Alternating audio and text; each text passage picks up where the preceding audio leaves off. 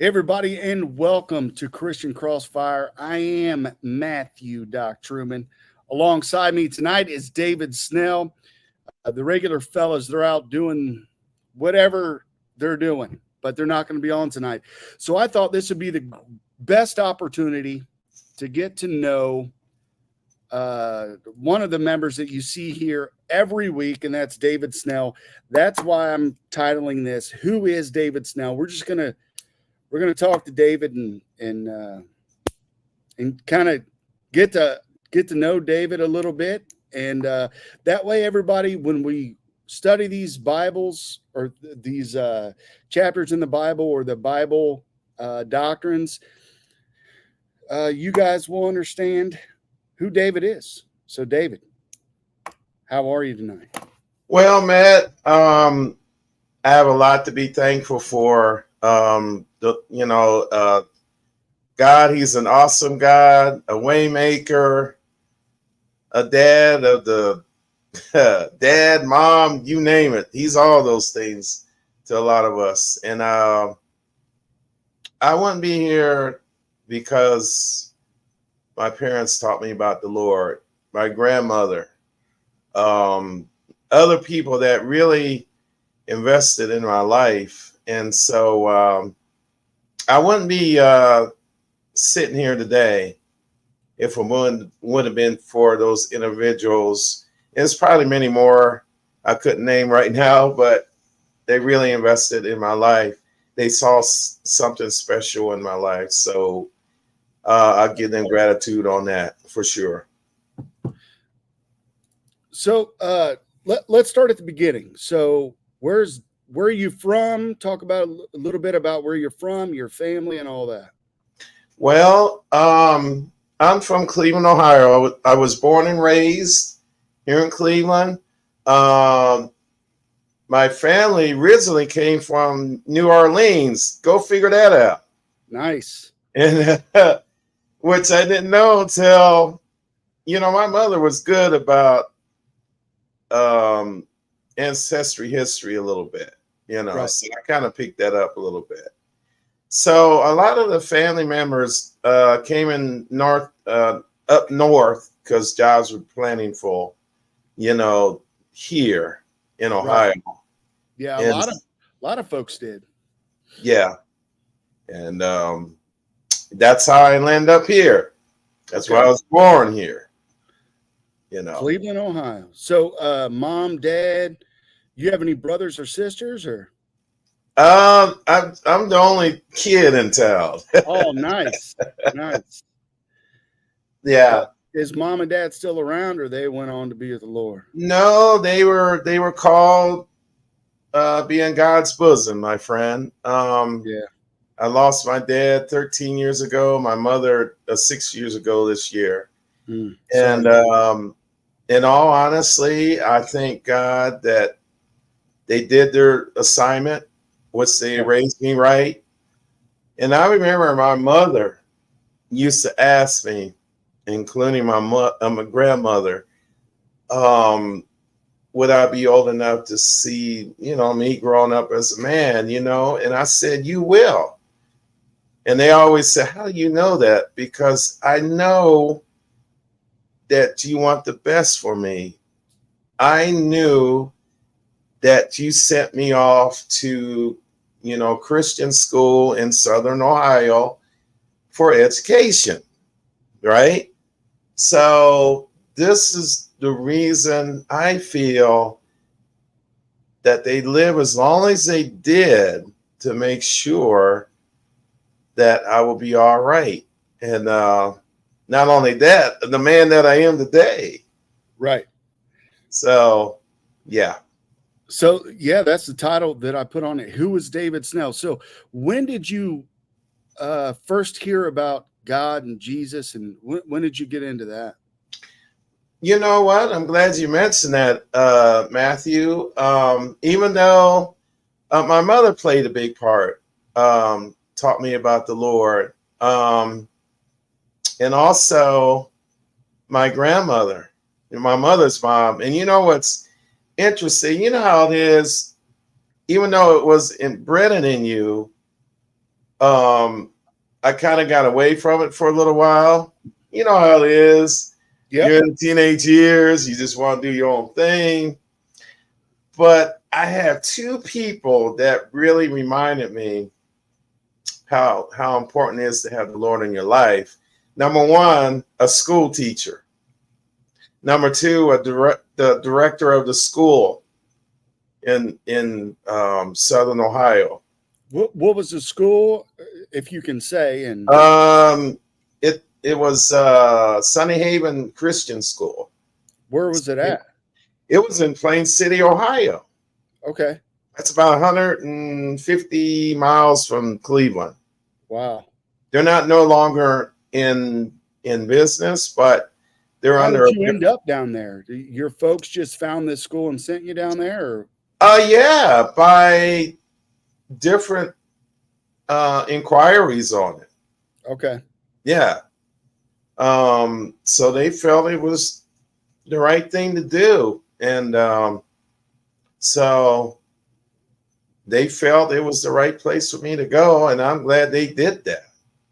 So your director and The school teacher. Yeah. Yeah.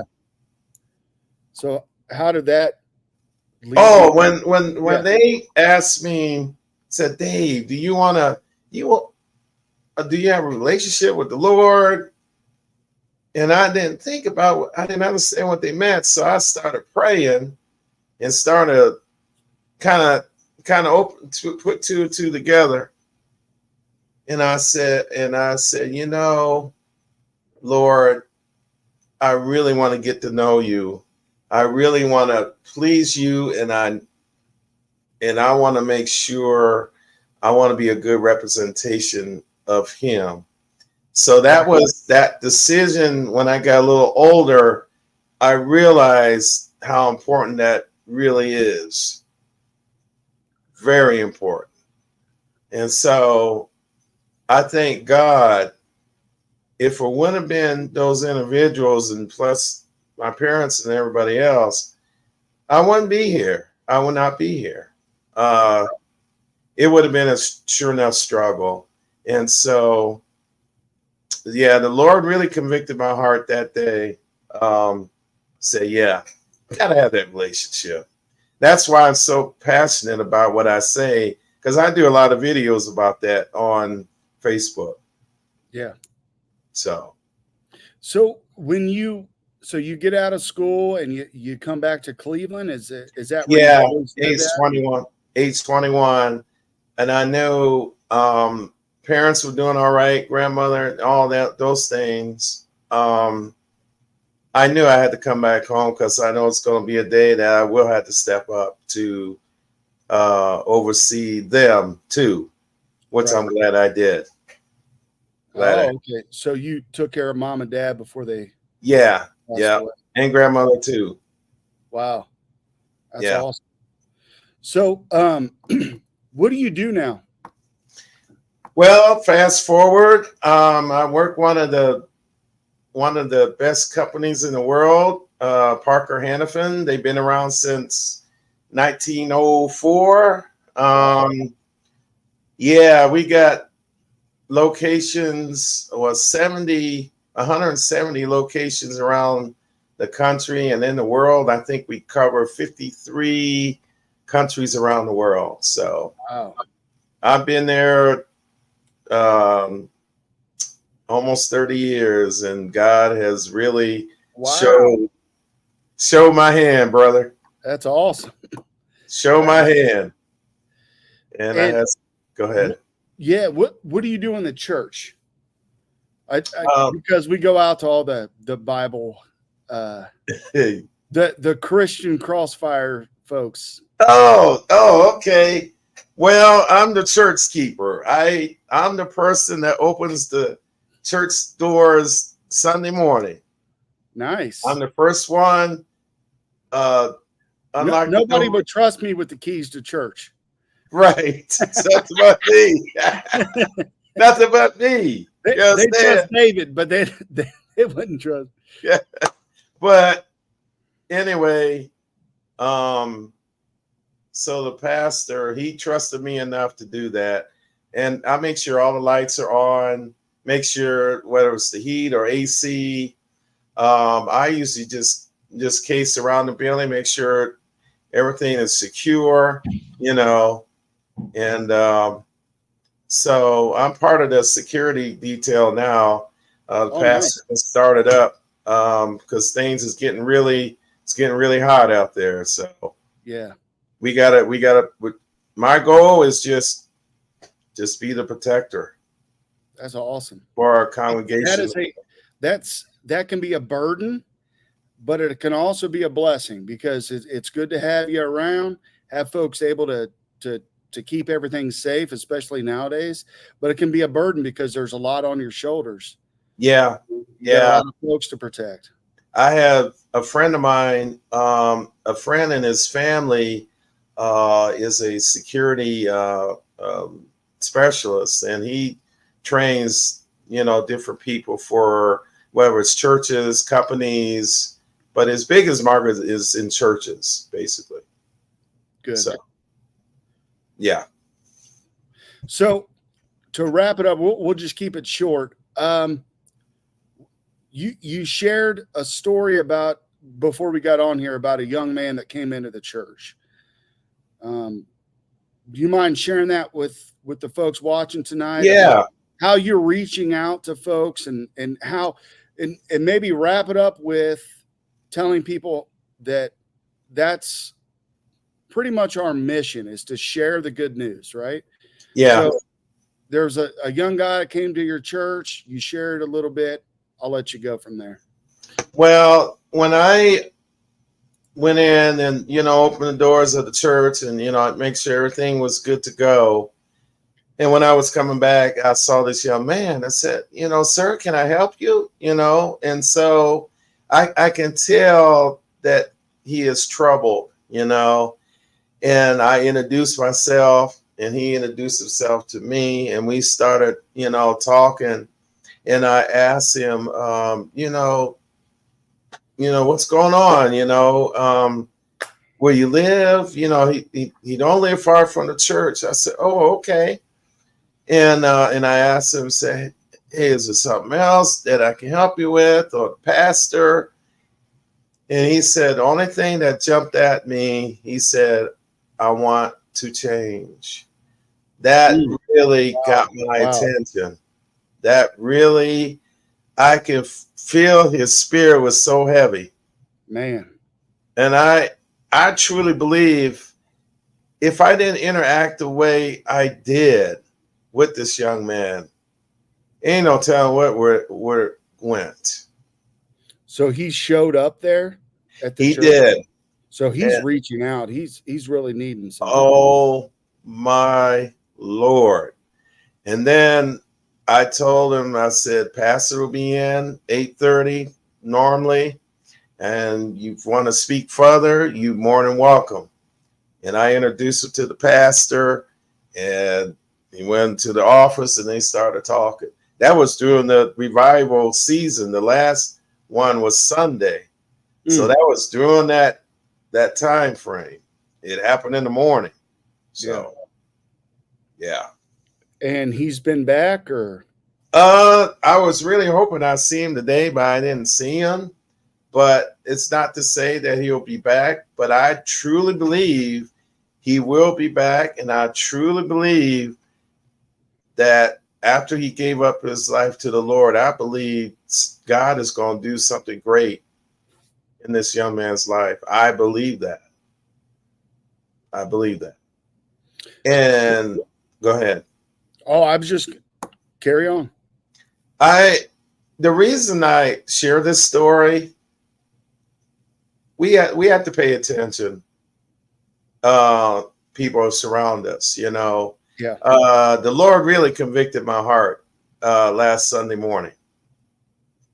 And he basically just told me, just be more observant and really pay attention to the people that's surrounding you.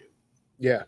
He'll put people in our lives sometimes that, we may have that where we're like, like you said, he was a little troubled. So you kind of look and you're like, oh, I don't know, but then you still have to reach out because you don't know. You don't know if this is something that you have to I do. just took a chance. Yeah. And that I've done it a couple times myself, where you just take a chance on folks and you're like, okay, there's going to be something good that comes out of this. It's not going to be good for me, but it was put on me to provide something good for somebody else. And that's, I think, what gets lost a lot nowadays is folks are worried about me instead of worrying about, okay, sometimes we got to take a chance, like David We said. do. So We do. that's awesome, Dave. I'm just glad I was there. Yeah. When he needed most. And you needed it at one time. I need did. it often, right? There's always somebody that's looking out for me, whether it's my wife or my kids even. I mean, my kids look out for me. Or Waylon that's on here, or David, or whoever. Somebody will look out for you and say, hey, here's what, I'm here for you if you need something. And that's what we got to get back to, I think. And that's when accountability comes in at. That's just like the preacher was saying tonight. It's about accountability. We lost that as well. So, yeah, just saying. Yeah, we got to be accountable to our own actions. We have to be accountable for ourselves to treat others better. Oh yeah. The Lord has really shown his hand. Especially nowadays. Wow. Yeah, it's he wasn't really scolding me, but I think he just reminded me, just be more observant to people and really, really just be attentive. Yeah. Just pay attention. So well, before we wrap up here, Dave, we're going to keep it short, folks. I just wanted everybody to get to know David a little bit because he's on here every weekend, every Sunday at 8:45 p.m. Eastern Standard Time, Christian Crossfire. David's always on here, and I wanted folks to get to know David a little bit. But before we leave, David, is there anything else you want to say about yourself? Well, it has, my journey in life has been awesome, challenging, yes. But I think with challenges, it comes a better you, a better Christian, a better human being to somebody. Maybe they never heard the Lord in their life. It goes back to what I said earlier. You could be the only Bible people will see. Yeah. And when I think about that young man, I was the only Bible that he saw. And it's like, wow, that was a David Snell moment right there. Yeah. All right, David, you said it all, man. I appreciate you. Yeah. That's the classic David catch. Yeah. For everybody who has not watched this show, when we do Christian Crossfire or when it was Rooster Doc and Friends, that's David's catchphrase. It is. Yeah. I love it. And I'm going to give a shout out to Aguzma. He's down there in Haiti, folks. Keep Aguzma and his folks in your prayers. He's down in Haiti. Yeah. And, reach out to him if you can. Anyway, thanks, David. This has been Christian Crossfire. Yeah. We learned a little more about David Snell tonight.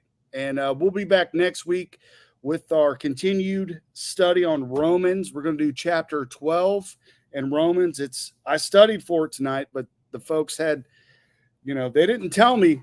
I'm gonna take a minute. They didn't tell me they weren't going to be on tonight. So really, David and I, we did this on the seat of our pants, and we came up with something to give you guys that watch every week a little something. So there it is. And it was good. I think this was meant to happen because we needed to know a little bit more about David. So thanks, guys, for not coming on. And, furthermore, I love y'all. This just one more thing. Just have a relationship with the Lord. Indeed. You were glad you did. Indeed. All right. Thanks, folks. We'll see you next week, 8:45 p.m. Eastern Standard Time, Ohio time. The best state in the union. We'll see you next week.